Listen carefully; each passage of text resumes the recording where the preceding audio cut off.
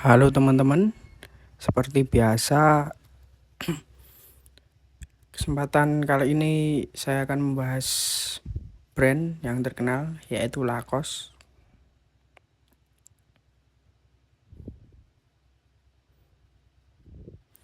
Perusahaan ini didirikan pada tahun 1923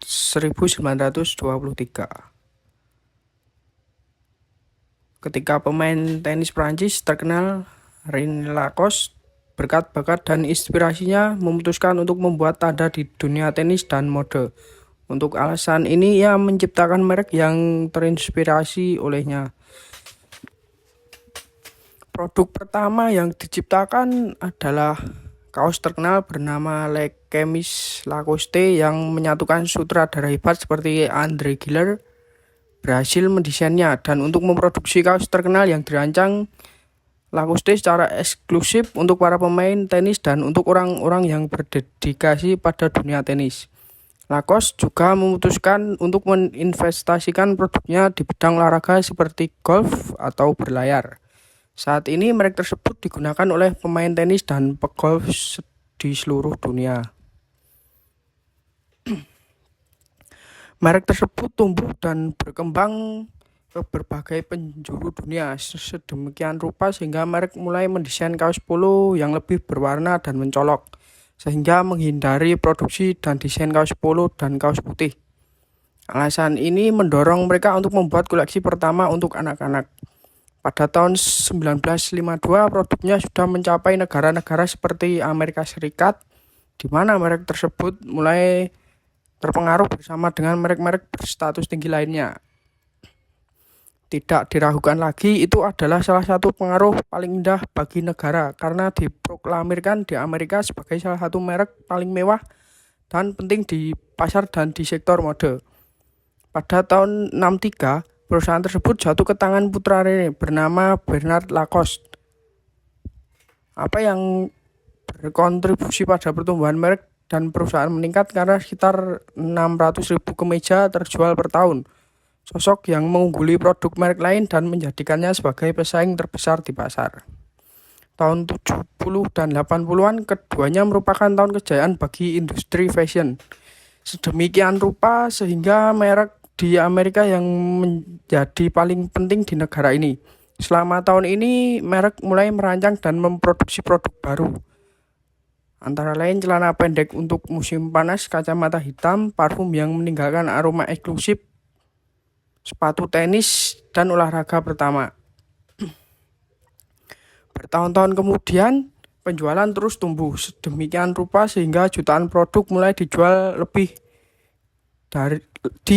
dari 110 negara. Bernard Lacoste jatuh sakit pada tahun 2005 dan saudaranya yang lain, Michel Lacoste, mengambil alih perusahaan. Pada tahun 2007, Lacoste sudah memiliki pasar elektronik di mana ia menjual produknya, dan seiring waktu ia menjadi merek dengan pemasok terbesar di seluruh pasar mode.